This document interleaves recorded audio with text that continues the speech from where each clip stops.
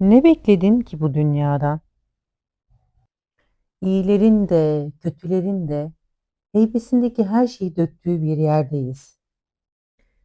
Ve sen sadece kendi içinde görmek istediğin gerçeği seçtin.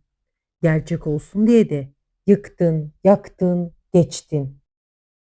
Fakat insan başkalarını yok ederek kendini var edemez. Kendi yazdığı hikayede iradesini, aklını, vicdanını kaybettiğinde kazandığını sandığı her şey elinin içinden sessizce kayar. Çünkü bazen insanın sonu yoklukla gelir. Ellerinden kıymetini bilmediği her şey bir anda sessizce kaybolur ve gider. Geride ne mi kalır?